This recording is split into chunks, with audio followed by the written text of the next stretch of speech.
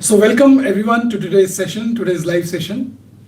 And today's live session is all about you, your queries, your concerns, and the truth about keeping your hair transplant results in the long term. So let's dive right into it and answer a few questions that some of my subscribers have asked me yesterday. There are about 10 questions which I have chosen from the questions that asked yesterday on my video that was basically on the same topic yesterday.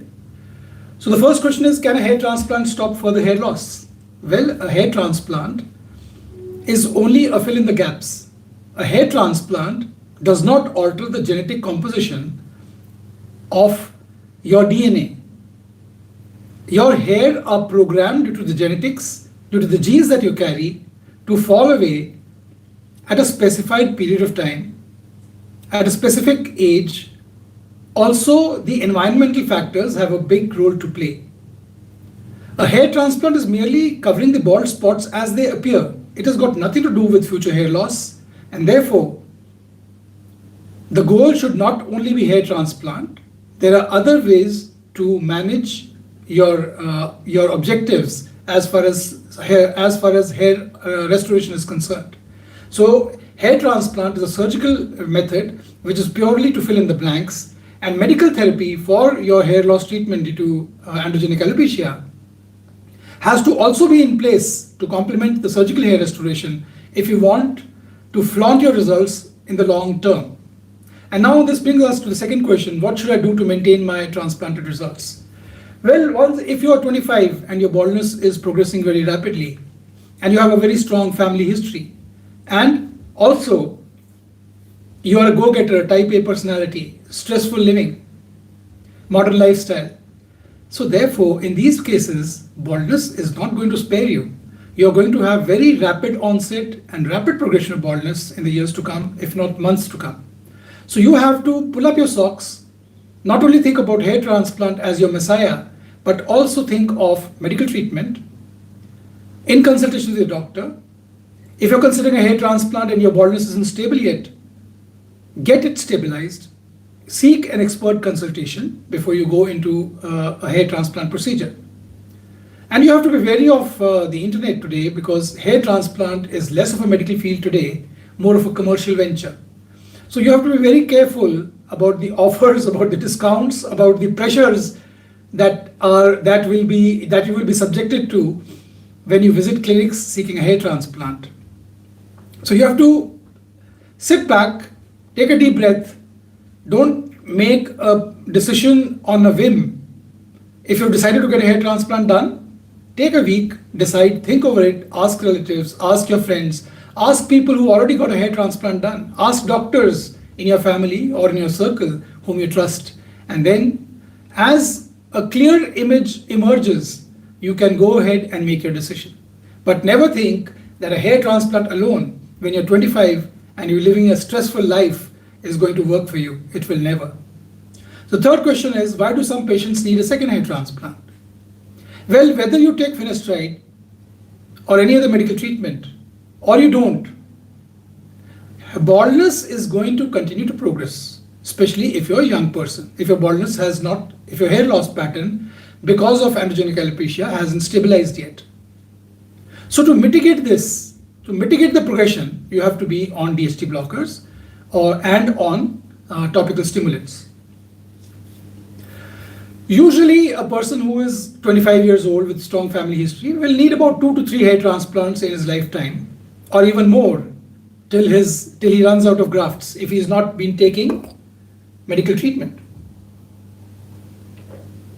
So when you're starting off as a person who's seeking a hair transplant, the doctor has to plan in reverse. He has to see first, not your donor area, not your recipient area which is bald, not how many grafts it will need, but he has to plan in reverse. See your donor area at the back of the head and the sides, the permanent donor area. See your bodily grafts, what body grafts are available from the beard, from the chest, or other parts of the body which are terminal hair. And then plan your surgical hair restoration for the future. Not exhaust all the grafts at one go. And cut your cloth according to the amount of cloth available. Don't cut more, because this will lead to overharvesting, this will lead to shock loss, and this will deplete precious resources of grafts, which is not going to be in your benefit in the years to come, because baldness is cruel. It's going to keep on progressing. Whether you take finasteride or you do not take finasteride, it's going to progress. But if you take finasteride and if you slow down your baldness, mind you, the baldness will be very slow and you will need a less number of grafts in the coming years to fulfill your objectives of a head full of hair. So this is the reason why some people need a second hair transplant. Usually patients who come to me after 45 years of age barely, if ever, need a second hair transplant procedure, because in those cases the baldness gene has almost switched off or is on the verge of switching off completely. Now, if my transplant hair is permanent, why does my hair still look thin after a few years? Well, my friend, it looks thin a few years. Initially, it looked good in the first 6 months, 1 month, 1 year, or 1.5 years, 18 months, or even 2 years. It looked very nice. But as baldness crept up, as your thinning of the native thinning hair progressed, light started passing through, not only from the front, but from the back as well, and making a hair transplant result look thinner. So this is the result this is the reason why with age, with passage of time, your thinning is becoming more apparent, because the baldness gene hasn't switched off yet. The other thing is, if your donor area has not been taken, your donor grafts, the grafts have not been taken from the permanent zone. If your surgeon has been gone transgressed beyond the safe zone, in keeping with your greed or his greed for more grafts, those hairs, if they thin out over time, will also reflect in the transplanted results, because they're going to thin out in the transplanted location as well. So these are the two reasons why your hair transplant result will thin out over time, and this may not happen if you take charge of your situation, if you take expert medical advice in this matter. Is finasteride really necessary? No, finasteride is not necessary if your baldness is stable. If your baldness is stable, there is no need to take finasteride for more than 6 months or at the most 9 months. There have been many patients I have done who on the quiet have not taken finasteride and have had good results, because their baldness is stabilized. It's not progressing anymore. Finasteride is indicated only if, number one, you are doing a hair transplant in a patient, say around 25 years old, in whom the health of the donor cannot be predicted. It is not thinned out yet, but it may be destined to thin out. So to prevent that, to keep all the factors under control, we do give prophylactic finasteride in such cases. But if your hair transplant, if your hair loss is stabilized, there is no need whatsoever to give finasteride. But you have to be very sure about that. How soon should I start medical therapy after hair transplant? Well, medical therapy may need to be started much before a hair transplant, about 4, 5 months, 6 months, 1 year before the hair transplant, to stabilize your baldness. But if you are committed to taking a hair transplant, committed to taking medication in the long term, you can start it about 4 to 5 months before. But if you're not committed, please do not take medication. If you're already taking finasteride, stop it 1 month before, so that by mistake we should not harvest grafts that are miniaturized and only holding out because of the influence of finasteride, which is making them robust.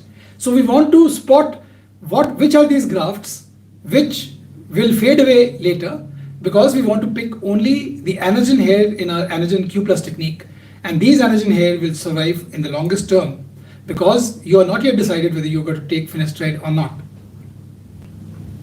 But if you have just come for a hair transplant and there has been no time, yes, you can start finasteride 4 days, 5 days after the hair transplant procedure and continue it as advised by your medical doctor. So what happens if I stop taking finasteride or minoxidil?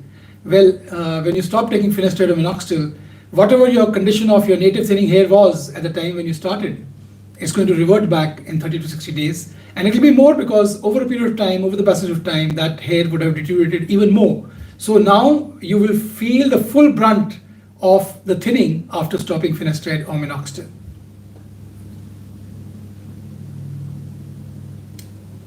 So it takes about 60 days for the result of finasteride to fade away. How often should I visit my hair transplant surgeon after the procedure?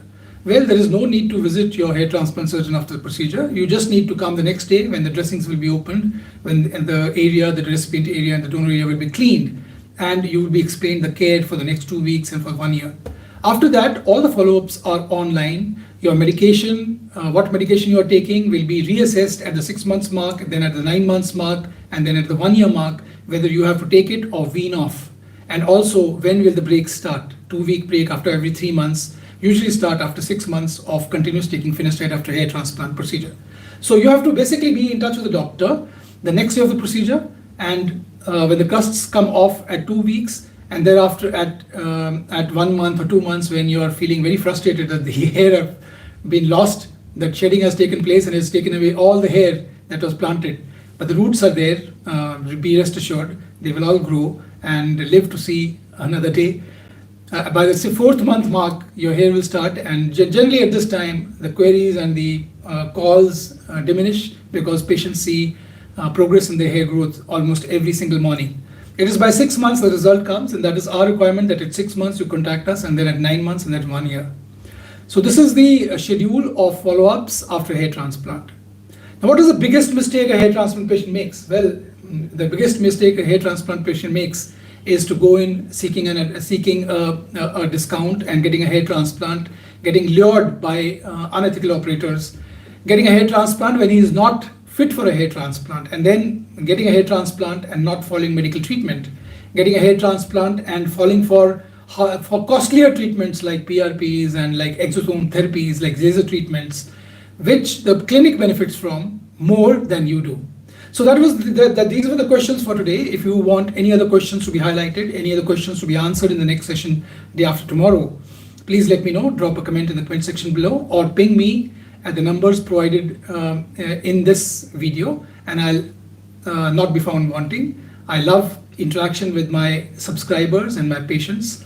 Do let me know, and we'll have another session.